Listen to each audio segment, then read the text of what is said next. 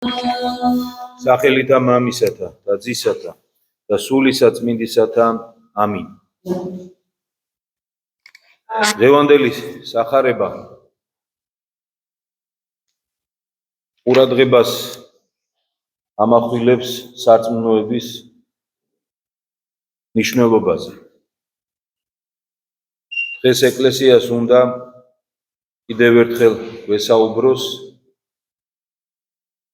და დაგვანახოს თუ როგორი სარწმუნოება შეიწყნარება უფლის მიერ. მოისმინეთ ჩვენ ისტორია, შესაკრებლის მთავარი მიდის მაცხოვართან და ეუბნება მას, რომ ჩემი ასული შვილი გოგონა არის ავად და გთხოვ, წამოდი მოძღვარო, ილოცე მისთვის, რომ კარგად გახდეს.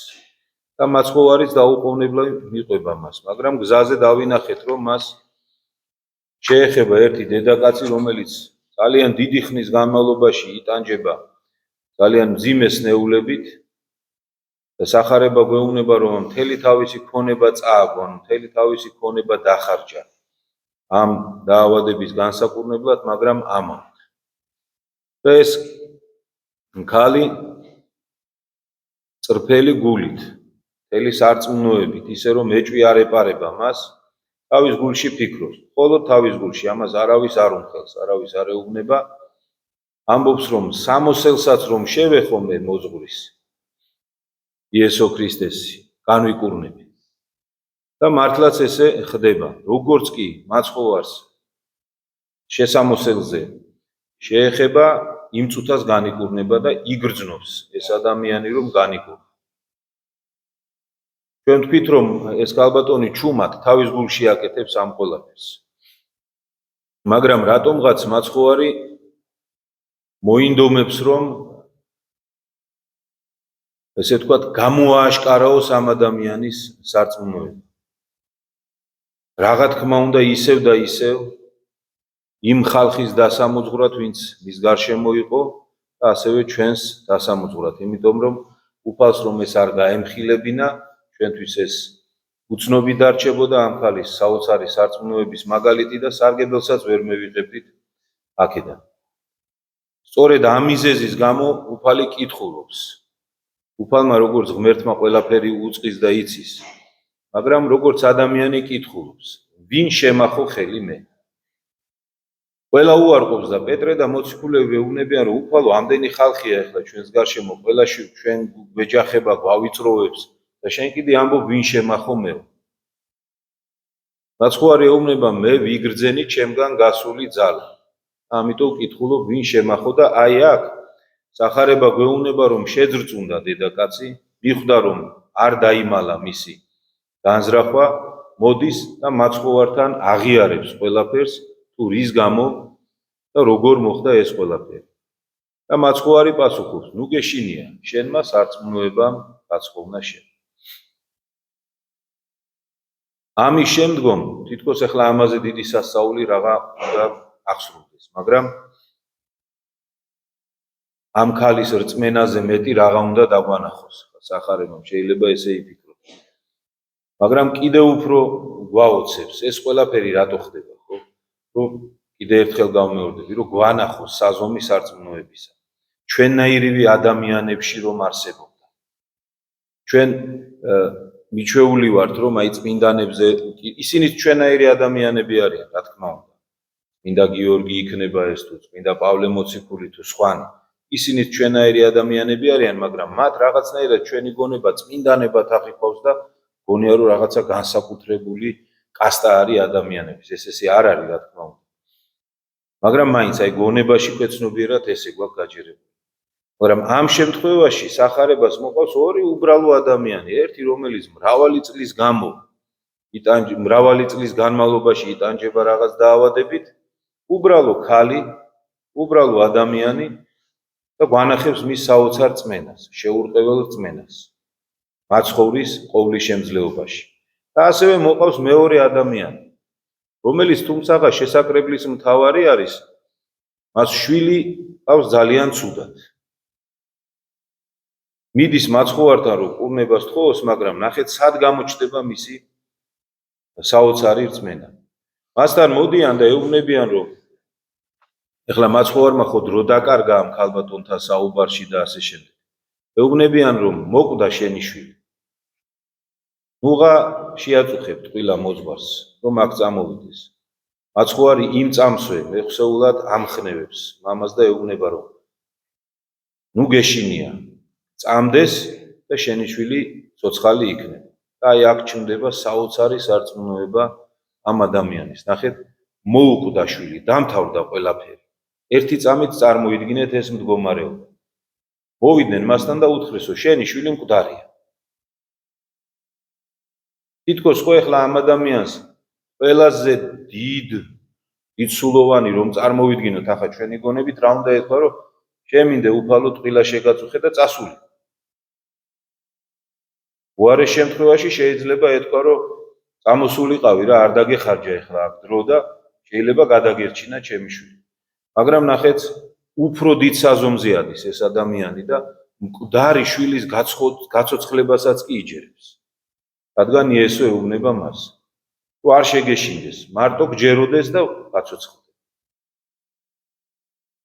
აი რამხელა სარწმუნოებას გვაჩვენებს უბრალო ადამიანებში. უბრალო ჩვენაირ ადამიანებში და ამას რატო გვაჩვენებს? იმიტომ ხო არ გვაჩვენებს ეკლესია, რომ შეგშურდეს ეხლა სხვა ადამიანების, რომ როგორი რწმენა გქონიათ, არა. ვანახებს, რომ აი ეს არის ნამდვილი ცოცხალი რწმენა. ეს არის ის რწმენა, რომელიც სასწაულებს აღასრულებს.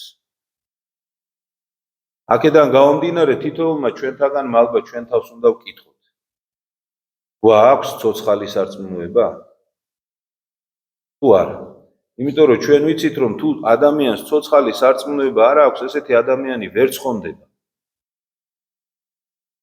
ამ სიტყვებს რომ მოისმენ ადამიანი შეგეშინდება ძალოვნებურად, იმიტომ რომ არათუ ასეთი სარწმუნოება ამასთან ახლოში მისული არანაირადაც არ აქვს. იოტის ოდენადაც მიმძლავსებული რწმენა არ გვაქვს უფლისა. ჩვენ თქვით, რომ ცოცხალი სარწმუნოება აცხონებს ადამიანს. სიტყვა ცოცხალი რას ნიშნავს? ნებისმიერი ცოცხალი არსება მოძრაობს, მოქმედებს, ფიქრობს და ასე შემდეგ და ასე შემდეგ. აი თითოეულმა ჩვენთაგანმა ჩვენ თავს ეს კითხვა უნდა დაუსვათ. ჩვენში ჩვენი სარწმუნოება თუ მოქმედებს, თუ მკვდარია. თუ მკვდარია, ის უმოქმედო. ესე არ არის, აი რაც არ უნდა დიდებული იყოს ადამიანი, როცა ის გარდაიცვლება, მისი სხეული უძრავია, უმოქმედოა და არაფრის შემძლებელი არ არის. სიცოცხლეში რაც არ უნდა ძლევამოსილი ყოფილიყო. რწმენაც ესეა. თუ რწმენა არ მოქმედებს ადამიანში, ის მკვდარია. არაფრის შემძლე არ არის. ეხლა ჩვენ უნდა ვკითხოთ, გავმეორდები ჩვენ თავს, მოქმედებს ჩვენში სარწმუნოება თუ არ მოქმედებს? როგორ უნდა შეამოწმოს ადამიანმა, მოქმედებს თუ არა მასში, ცოცხალია თუ არა მასში სარწმუნოება? ყოველდღიურ ცხოვრებაში. თუ ადამიანი ისე გავლის, თუნდაც დღეს, რომ მასში არ წარმოიშვება ფიქრი, აზრი, რომ აი ამას რო ვაკეთებ მე, სწორია, არ არის სწორი, სათნოა ღვთისთვის, არ არის სათნო ღვთისთვის. თუ ადამიანი დღეებს, კვირეებს, თვეებს ატარებს ისე რომ მასში ეს ფიქრები არ ჩნდება. ესე იგი, მასში სარწმუნოება არის მკვდარი. მასში სარწმუნოება არ ებრძვის ამ სოფელს. და ესეთი ადამიანი მიყვება ამ წუთი სოფლის დინებას. აი ესე როგორც მკვდარს აიღებენ და საითაც უნდათ იქით წაიღებენ და ვერაფერს ვერ გააკეთებს ამის საწინააღმდეგო. ისი არის ესეთი ადამიანი. ეს ცხოვრება აწევს და მიაქვს საითაც უნდა დაატარებს როგორც უნდა, მიახეთქებს ხან ერთ კედელს, ხან მეორე კედელს. ეს ადამიანი, რადგან მასში სარწმუნოება მკვდარია, ვერც კი ხვდება ვერაფერს, ვერ აკეთებს ვერაფერს და მისდევს კიდე ერთხელ ვიმეორებ საკუთარი დაღუპვის გზას. რითი შეიცნობა ასევე კიდევ ერთხელ სარწმუნოება ადამიანის. ჩვენ ახლა პავლე მოციქულის 60 წერილი მოვისმინეთ. რისთვის დაგვბადაო ჩვენ? სარწმუნოებაზე ლაპარაკობდა ის საქმეთათვის კეთილთან. ეს არის კიდევ ერთი ნიშანი ადამიანის სარწმუნოების ცხოველობისა, რომ ადამიანი ცდილობს სიკეთე აკეთოს ამ ქვეყანაში. ისე კი არა, რომ ადამიანი გამოიკეთოს საკუთარ ნაჭუჭში და მხოლოდ საკუთარ თავზე იზრუნოს, მხოლოდ საკუთარი სულის თუნდაც ცხონებაზე იზრუნოს. არა, ადამიანი ცდილობს აკეთოს სიკეთე, იმიტომ რომ პავლე მოციქული გვეუბნება, რომ ამისთვის დაგვბადა ჩვენ თავისი მადლით ღმერთმა, რომ ვაკეთოთ სიკეთე, ვაკეთოთ მოწყალების საქმეები, არ ჩავიკეთოთ საკუთარ ნაჭუჭში. აი თუ როგორ უნდა ამოწმებდეს ადამიანი, ცოცხალია მასში სარწმუნოება თუ არა. თუ ადამიანში სარწმუნოება ცოცხალია, ცოტათ მას სინდისი აწუხებს, ეუბნება, რომ აქ არასწორად მოიქეცი. ესე არ უნდა გაგეკეთებინა, მოდი ესე მოვიქცეთ. თუ სინდისი ეუბნება, რომ მოდი წამოდი დავეხმაროთ ვიღაცას, ვერჩი ამოუდგეთ მეგობარს, გაჭირვებულს. მცირედ თუ ამას სარწმუნოება ეუბნება ადამიანს, ესე იგი მასში ფეთქავს სარწმუნოება. აი ამ სარწმუნოებას უნდა გაუფრთხილდეს ადამიანი. აი ამ პატარა ნაკვერცხალს ჩვენში არსებობს. თუ გაუფრთხილდებით ღვთის მადლით, თუ გაუფრთხილდებით აი ამ პატარა ნაკვერცხალს, ადრე თუ გვიან შეიძლება მივიდეთ იმ რწმენამდე, რომლის მაგალითების დღეს ჩვენ სახარებაში წავიკითხეთ. მაგრამ თუ არ გაუფრთხილდით, ის შეიძლება ჩაქრეს. და ამის შედეგი სავალალო, ამის შედეგი არის ჯოჯოხეთი, გაუქრობელი ცეცხლით, ვირთა ხრჭენა და ასე შემდეგ და ასე შემდეგ. ჩვენ ვიცით, თავს ნუ მოვიტყუებთ, ეს ხვედრი არავის არ აცდება. ხო აი გახსოვთ თქვენ ხო სახარებაში სხვაგან სადაც მეორე სამჟავროზე რო ლაპარაკობს უფალი, რას ამბობს?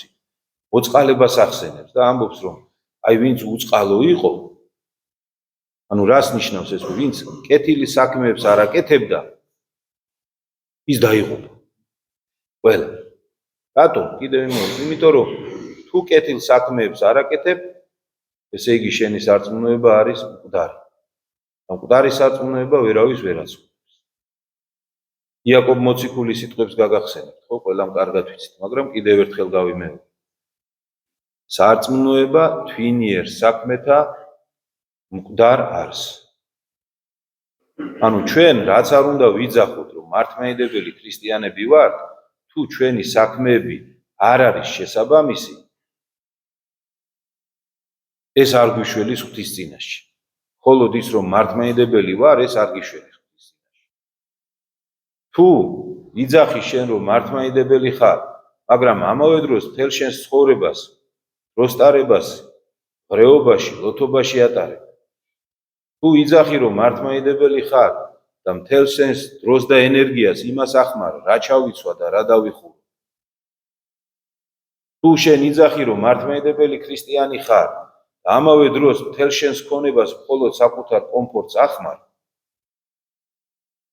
და მხოლოდ იმისთვის ეხმარები გაჭირვებულს, რომ შენი სინდისი დააჩუმო, რომ შეგაწუხებს ხოლმე, ასეთ შემთხვევაში ასეთი მართლმადიდებელი ვარ, იაკობ მოციქული გეუბნება, არ გიშველის. პავლე მოციქულმა ჩვენ გვითხრა, რომ ჩვენ მადლით ვართ გამოხსნილები და ჩვენი საქმით არა, მაგრამ ეს იმას არ ნიშნავს, რომ ჩვენ ფეხი-ფეხზე გადავიდოთ, დრო ვატაროთ და ისევ ცხონდებით. იქვე დაგვირთო პავლე მოციქულმა და გვითხრა, რომ იმისთვის ხართ გამოხსნილი, რომ სიკეთე აკეთოთ. თუ სიკეთეს არ აკეთებ, მაშინ ისევ დაიღუპებ. ღმერთმა გვარიდოს თითოეულ ჩვენთაგანს ეს და კიდევ ერთხელ გავმეორდები. თავს ნუ მოვიტყუებთ. მარტო ის, რომ პირჯვრის წერა სწორად ვიცით, არ ნიშნავს, არ გვაძლევს იმის გარანტიას, რომ ვცხონდებით. ზოგიერთი ადამიანი ფიქრობს, რომ როდესაც ეუბნებიან, რომ იცით რა, მხოლოდ მართალი სარწმუნოებით ვცხონდება ადამიანი, ზოგიერთი ადამიანი მცდარად ფიქრობს, რომ ყველა მართლმადიდებელი გადარჩება და ყველა დანარჩენი დაიღუპება. ყველა მართლმადიდებელი გადარჩება იმ შემთხვევაში, თუ ყველა მართლმადიდებელი იცხოვრებს ისე, როგორც უფალმა იესო ქრისტემ გვასწავლა ჩვენ. თვითონ უფალი გვეუბნება, თუ ამბობ, რომ მე გიყვარვარ, გააკეთე ის, რასაც მე გეუბნები. ანუ უფალმა რომ გამოგვიხსნა ეს უპირობოდ კი არ გააკეთა. გითხრა რომ აი მე გადაგარჩინე შენ ამისთვის არაფერი გაგიკეთებია. გადავიხადე შენი ვალი, რომელიც ვერავინ ვერ გადაიხადა. მე გადავიხადე შენი ვალი, მაგრამ ეხლა თუ გინდა რომ ჩემთან იყო და თუ იძახი რომ მე გიყვარვარ და ჩემი გწამს, მაშინ მოიქეცი ისე როგორც მე გეუბნები. და რა გითხრა მას ხوارმა, ხო? იყავით მოწყალენი. თუ გინდა რომ გაპატიო, უამრავი ცოდვა, რომელსაც ყოველდღიურად ჩადიხარ, მაშინ შენ საპატიო. ეს გითხრა მას ხوارმა, ხო? რა გითხრა მას ხوارმა კიდე რომ დაუტევეთ ყოველი ამ სოფლიური და ეძიებდით უპირველეს ყოვლისას სათასასუფლოს.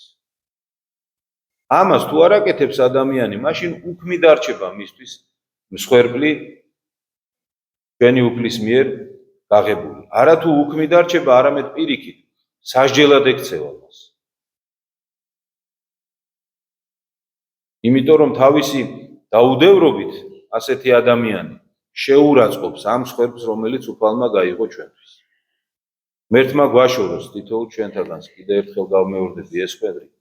მერთმა მოგცეს სიბრძნე და რწმენა, ცოცხალი რწმენა, რომელიც მოგცემს იმის ძალას, რომ მიუხედავად უამრავი საცდურისა, რომელიც ამ ქვეყანაზე ეშმაკის მიერ არის დაგებული ჩვენი ცხონების საწინააღმდეგოდ, გადაგვალახინოს. აი ამ რწმენით, ცოცხალი რწმენით, რომელიც უფალმა მოგცა თითოეულ ჩვენთაგანს. ერთმა დაღლოცო და გაგვთო.